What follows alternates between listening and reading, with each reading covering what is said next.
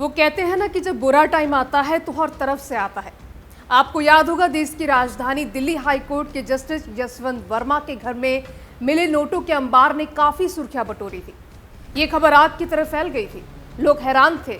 जिन्हें न्याय का देवता कहा जाता है, उनके घर नोटों का जखीरा मिलना न्याय व्यवस्था को कमजोर करता है। वो कहते हैं ना कि जब बुरा टाइम आता है तो हर तरफ से आता है।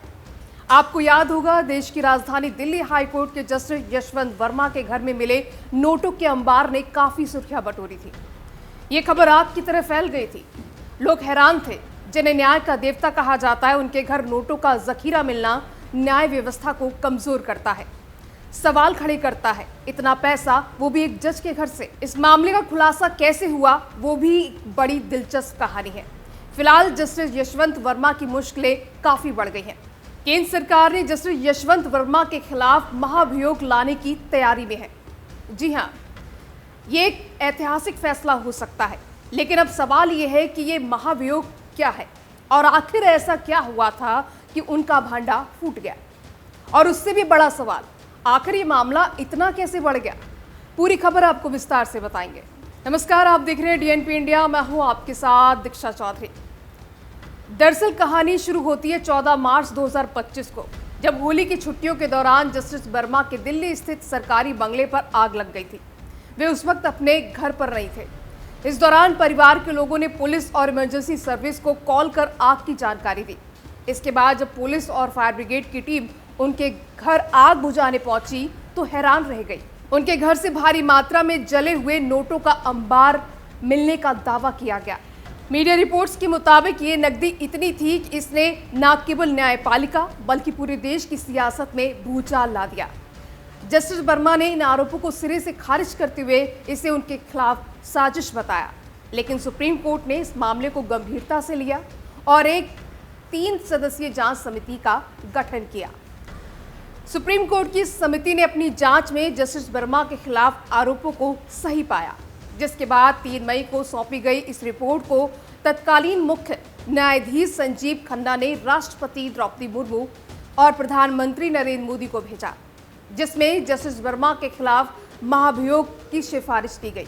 खन्ना ने यह भी सुझाव दिया कि जस्टिस वर्मा इस्तीफा दे दे, लेकिन वर्मा ने इस्तीफा देने से साफ इनकार कर दिया, जिसके बाद अब ये मामला संसद की चौखट पर पहुंच चुका है। तो चलिए अब आपको बताते हैं कि आखिर महाभियोग क्या है और इसकी प्रक्रिया क्या होती है।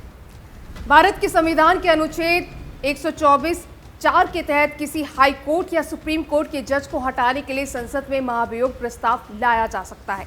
इसके लिए लोकसभा में कम से कम 100 और राज्यसभा में 50 सांसदों का समर्थन चाहिए।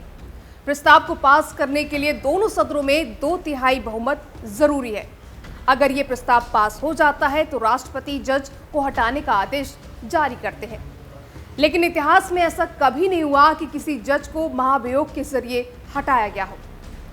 वहीं मीडिया सूत्रों के मुताबिक इस मामले पर मोदी सरकार विपक्षी दलों से समर्थन जुटाने की कोशिश में लगी है, क्योंकि बिना 2/3 बहुमत के ये प्रस्ताव पास नहीं हो सकता है। कुछ विपक्षी दलों ने इस मामले में सहमति जताने के संकेत दिए हैं, लेकिन कांग्रेस जैसे बड़े विपक्षी दल अभी तक इस पर खुलकर कुछ नहीं कह रहे। फिलहाल जस्टिस यशवंत वर्मा का करियर भी इस पूरे मामले में चर्चा का विषय बना हुआ है। 2014 में इलाहाबाद हाई कोर्ट में जज बने वर्मा को 2021 में दिल्ली हाई कोर्ट ट्रांसफर किया गया। इस दौरान उन्होंने अपने करियर में कई अहम फैसले दिए, जिनमें मानवाधिकार, सरकारी जवाबदेही और इनकम टैक्स से जुड़े मामले शामिल हैं।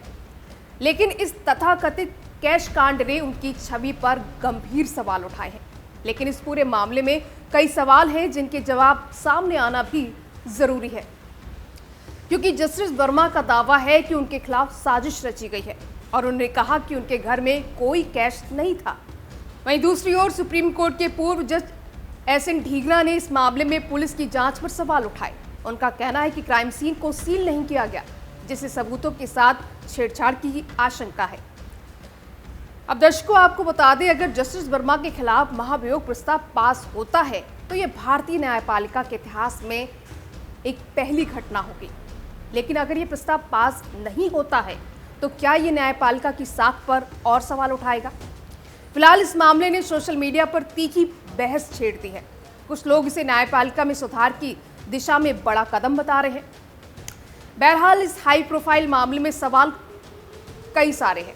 क्या जस्टिस यशवंत वर्मा के खिलाफ महाभियोग प्रस्ताव इतिहास रचेगा या फिर ये मामला संसद की सियासत में उलझकर रह जाएगा?